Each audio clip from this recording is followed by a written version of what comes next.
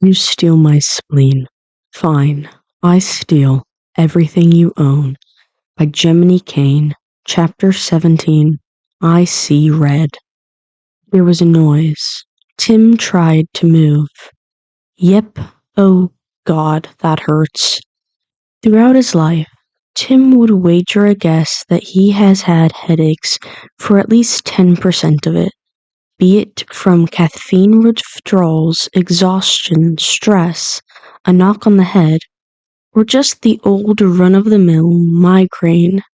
It was safe to say he had experienced the worst of it when it came to headaches, or well, he thought so. That was until a little shit stain decided to throw a knife in his eyeball. Why were the days after the injury always so much worse? Tim groaned as he fought off a wave of pain and vertigo that came with sitting up straight. His phone is ringing. That is the noise. Holding his head still, he reached for the phone on the table. Call from Cassie. His brain registered. He pressed the green button. After his little dip in the pit, Jason needed sleep less often. A part of him wished he could blame the restless night he had on that, but deep down, he knew he could not.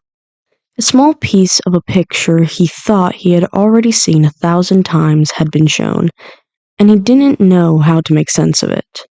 Tim was simple. Tim had been simple. Tim was supposed to be simple. Tim was supposed to be the only one of them who was simple.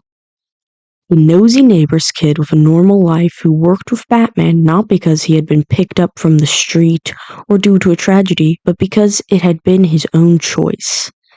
It was a picture Jason had had of the kid ever since he had returned to the family, and he never gave a second thought to that picture because why would he? Family dinner had been the first time anything had contradicted with his image of the kid. He did not care about Robin. He had told Dick, while sounding so detached and cold, Jason found himself believing it. And then there was the laugh. What the fuck even was that? Jason had been so consumed with wrath over the words Tim had pointed at him that Jason forgot to consider the other things the kid had said. You were wanted. All of you were wanted. Jason pressed his eyes together in a hard blink and turned to the side. He had been looking at the ceiling for the last hour. It was a pretty ugly fucking ceiling. His brooding was interrupted when footsteps could be heard outside his door. Jason looked at the time. The fuck? He mumbled. It was not even 7 o'clock yet. He got up from the bed and walked to the door. Kid, you need rest. He was met with the sight of Tim in full armor. Fuck you doing? Tim picked up the bow staff he had dropped last night when he broke in through the window. He could see the dark and purple bruises that had only grown larger overnight spread over the side of the kid's face. When he turned to look at Jason, his gaze was cold enough to make Jason flinch slightly, which was impressive considering his current lack of half the gaze. I'm returning to San Francisco. Thank you for your help. I will be sure to replace the first aid kit and repay you for the damages I caused. Tim spoke with a polite smile as he faced Jason, which did little to remove from the crazed look in his eye. What had sparked this reaction? Jason took a moment to do a second take of Tim. You're not leaving to kill Damien, Maria. Don't get me wrong, woo to harming the toddler, but maybe wait till you ain't recovering from a newly acquired stab wound to the face. The mention of Damien. Tim stopped for a second, then returned to gather his things. This is not about Damien. The way he said it was too calm. Who's it you living to kill then? Jason's tone was joking, but he asked out of real interest. Tim turned his head and made eye contact with Jason. As the polite, closed smile on his face grew teeth that went from ear to ear. Lex Luthor. The way he said it was calm. The way it made Jason feel was anything but calm. I've not decided on murder, although it is in the cards. Well, at least Tim's focus was not on Jason, so that was a relief. What happened? My team ran into an ambush while searching through one of LexCorp's labs. That's what happened. He laughed a throaty laugh. On a mission I was supposed to be on. His toothy smile turned strained, and his voice was trembling. He took Con. Oh, this was not something Jason was used to handling.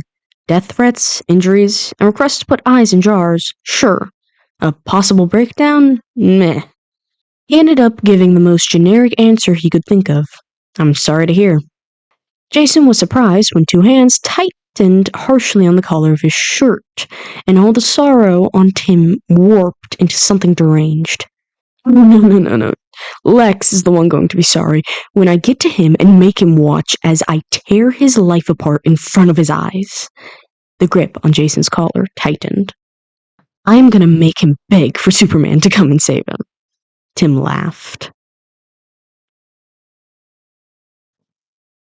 Was it weird that Jason liked this version of Tim? Tim let go of Jason's collar and went to pick up the key to his motorcycle. He noticed the way the kid struggled to bend down. As much as I would very much like to see all of that, maybe driving isn't the best option for you. Not to mention, you ain't in the condition to take down a supervillain right now. I have driven under worse circumstances before, Tim countered. He had once driven through the desert while actively bleeding out, Prue on the passenger seat with a slit throat. Not that Jason knew that. Jason sighed. Okay, how about this? If you get some nutrients and liquids in you, and let me switch out the compad over your eye, I'll give you a lift. Tim seemed to think it over. I'll skip all the red lights, Jason added. Deal. They shook on it. Well, that was at least something. You still can't fight, kid. You can't even bend down to pick up your keys and staff without causing yourself a headache, Jason said as he pulled the first aid kit from the pantry. Tim seemed to ponder that statement for a while. He smiled to himself when Jason removed the pad. Perhaps you're forgetting a very simple solution to this problem? Jason lifted his brow skeptically. And what would that be? Could I borrow a gun? Although Lex had anticipated he would have more time, it was not surprising when the door to his office was blown off its hinges. Where's Connor?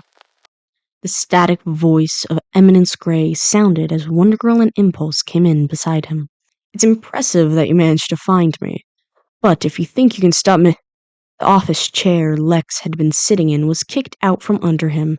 His eyes widened as a dark, expressionless mask loomed over him. Don't care. Where is Connor?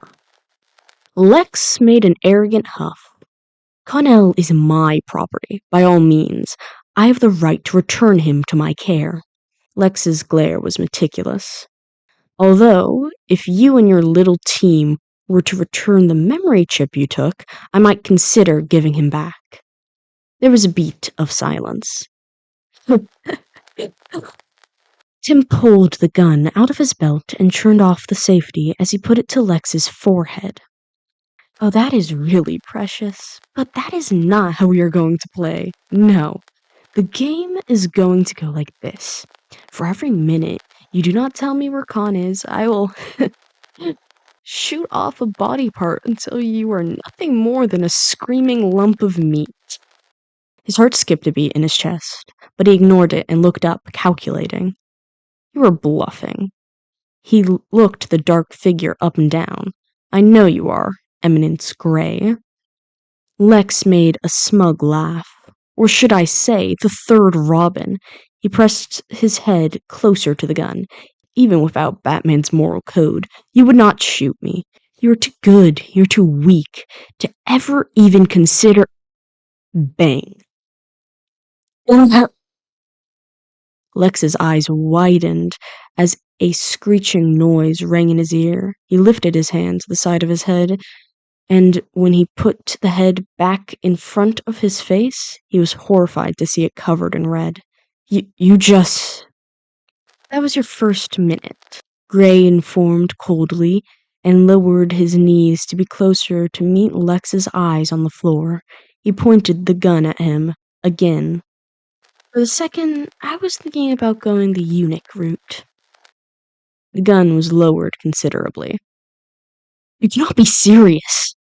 The blood was moving down the right side of his neck from where his ear had once been. Lex looked to the other members of the team. "Are you going to allow this?" Instead of finding sympathy, all Impulse and Wonder Girl gave him in response was their monotone and hate-filled expressions. "I'm going to ask you again, Luthor. Where is Khan?" He turned his head to face the nun-faced demon. His heart was pounding in his chest. "Security!" Lex screamed. He was hit hard on the side of the head with the gun's handle. No use in that. No one can hear you." Lex groaned in pain as he regained himself. "Time is almost up." "No, wait. 10, 9, 8, 7. He's in the eastern side of Metropolis," Lex answered through gritted teeth. The countdown stopped. "How do I know that is true?" Lex caught his breath. "You asked for an answer, and you got one. I guess you will just have to find out." Gray looked at the computer on Lex's desk, then back at the man himself. He hummed thoughtfully. "Give me access to your servers." "What?" "Give me access to your servers so I can find his location." "You cannot be 6, 5, 4, 3, 2... Wait!" He took an exasperated breath and swore to himself. "Computer, give access to Eminence Gray." Despite the non-filtered hatred in the words, the computer granted access. Under his mask, Tim grinned. "Looks like you were not lying, Luthor. Surprisingly," Gray stated dryly. "Khan is a little east of Heroes Park. I'll send you an Impulse the coordinates." Cassie gave a nod. "When you find him, send a message back to me." Cassie raised a brow. "You're not coming with?" She could sense the crazed smile under her friend's mask. "No, I'm not done yet." Cassie gave a quick and cold look in Luthor's direction, whose eyes widened at Gray's words, before looking back at Tim and giving him a second nod. They were both out in less than a second. Tim inserted a USB into the computer and began typing. "How did you find me so quickly?" Lex questioned as soon as they were alone. He received no answer. Honestly, it had taken a bit of luck.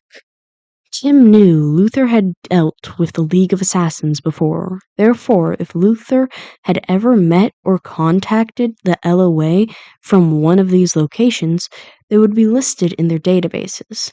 It helped drastically limit his possible locations. There was a sound of cloth ruffling as Lex tried to stand up. "If you stand up, I'm going to shoot you in the leg." The noise stopped. Gray hummed as he continued typing. A notification on the side of his mask showed him his team had retrieved Connor. He took a sigh of relief. "What are you doing?" He received no answer. Lex felt his brow twitch. "You are aware that I will remember this, right?" He received no answer. "Whatever your plan is," he moved to stand, "I will get my revenge on not just you, but the rest of your insufferable team as well." Bang.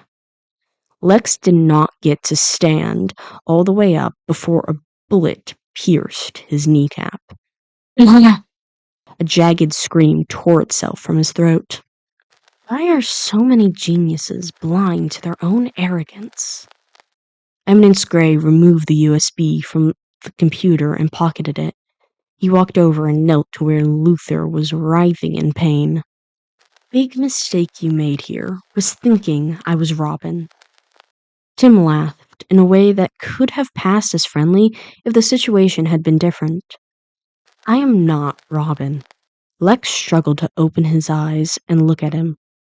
"Do you want to know the only reason why I'm not going to kill you?"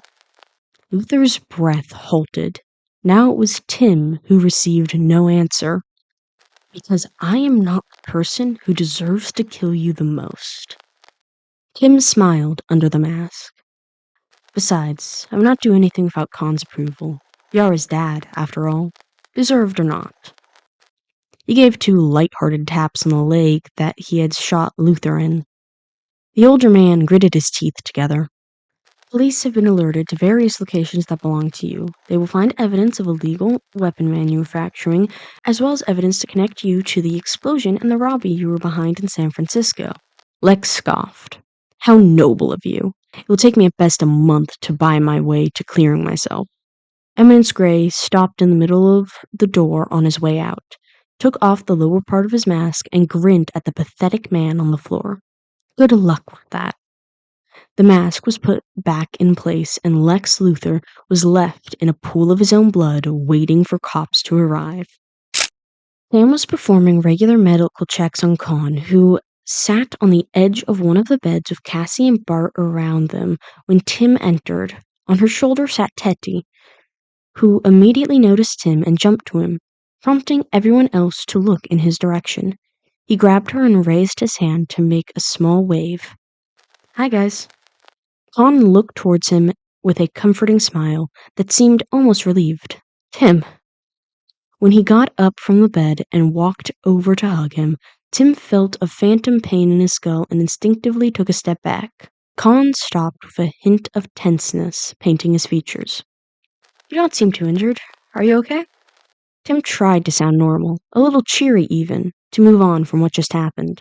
Got banged up, nothing too serious. More tired than anything, Con answered. Tim? Yeah? Why did you not make it back in time for the mission? At this moment, Tim was glad his mask was made of a material that Con could not see through. I am so sorry I failed to show up on time. I tried... Whoa, hey, I'm not scolding you, Tim. What? Tim took a moment to reevaluate Con's expression. There was a slight hint of a crease in his brow.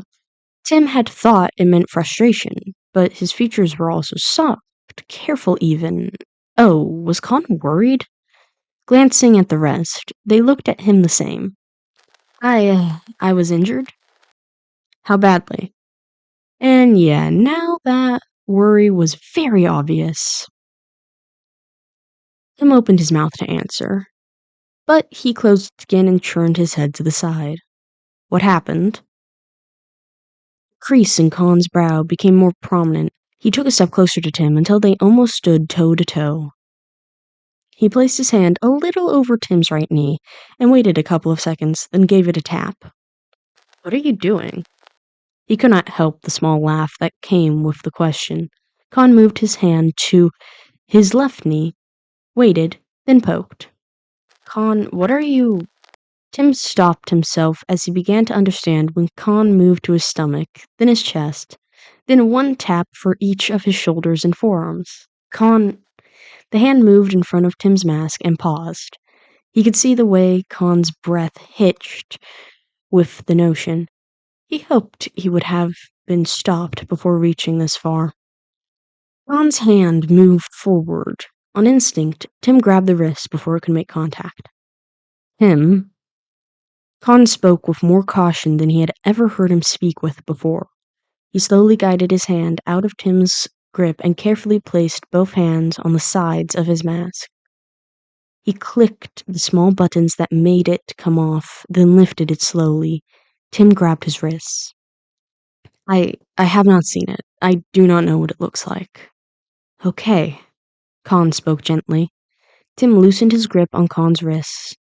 He lifted the helmet off Tim's face, and it was like seeing a bouquet of colored flowers rather than bruises on his face. Even when he had only seen the blood-soaked bandage over Tim's eye, it already filled him with dread. He removed the cotton pad. Con's breath hitched. The area where the knife had hit was left jagged and bloody in the raw skin. The eye socket itself was empty and wet, the crimson staining its insides. An argument could be made that Tim had either 2 or 6 eyelids, since the ones on his left eye had been split. In the middle was a dark red, while the areas around the main injury were deep purple. He saw the way his friend's eyes widened behind Con.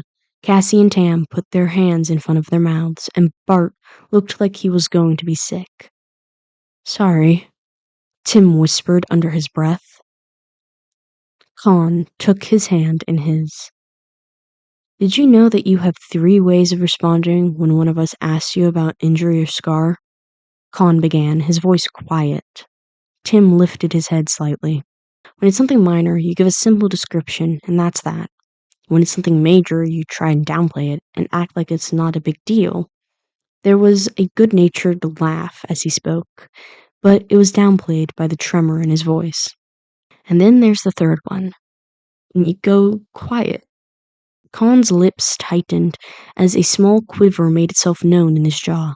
Not only does it mean that the injury is going to be bad, but it also means we know exactly who did it.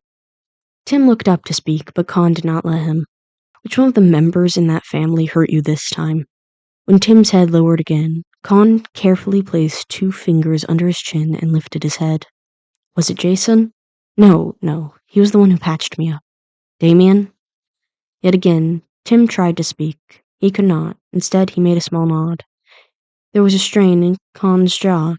He put both hands on Tim's shoulder, took a second where he pressed his eyes together, and took a breath. He could practically see the way Con was trying to keep himself together, not just fly off and do something regrettable. We need to talk about this, Tim, because I am so fucking tired of this happening to you, without being able to do anything about it. Tim looked down as he licked the scars on the inside of his mouth. He nodded. Yeah. Con moved his hand behind Tim's head and gently pulled him in for a hug. His friends slowly moved to join in, careful of their movement. Tim let his head rest on Con's shoulder. Con still needed to finish his medical checks, and Tim needed to get a new bandage for his eye, so the two sat next to each other on one of the medbay beds, with Cassie and Bart pulling chairs out as they waited for their friends. Okay, all I am saying is that he could make a pretty good pirate, Bart argued. He already has the chaotic energy down to a T, and he's a good thief, too. Tatey could be his weird little parrot. Nonsense, he's too well taught in manners, Cassie countered. Besides, he has both his legs, and no hook hand. He's still young, and at the rate he is losing body parts, the chance of him losing a leg or a hand at some point is not too crazy, Tam added as she put the medical tape over the cotton. Guys, I am right here. Con laughed. Don't worry, Tim. I am not gonna let them take any of your legs or hands. I got you. Tim turned his head towards Con, slowly with a frown. If I could roll my eyes at you right now. The others laughed, except Tam, who did actually roll her eyes, although with a smile on her face. Want more painkillers for that? She asked him. Just a few. I feel like I have already taken enough painkillers today to supply a hospital for a week. He swallowed the pills she put in his palm dry. When he put his hand down on the bed again, it grazed against one of the pockets in his belt. Hey, Con? Yeah? I have a gift for you. The other looked curiously in their direction as Tim pulled the USB drive from his belt. Con raised a brow. What did you do? Tim grinned. I do not know if you have heard, but sadly Lex Luthor has been arrested. Con tried to hold back a laugh. Okay. And as the good and responsible man he is, the responsible businessman, he, in light of these horrible crimes, has found himself unfit to run his own company. The only responsible thing to do was give it to his son. What? Con looked at Tim warily. Tim, what is on that drive? Tim's smile reached from cheek to cheek. LexCorp. What? Well, I might have gotten access to LexCorp's servers for a couple of minutes and decided to pluck the code I used on the LOA. His friends stood with their mouths agape, except Tam, who was snickering in the corner. Tim lifted his hands and made jazz hands. Surprise!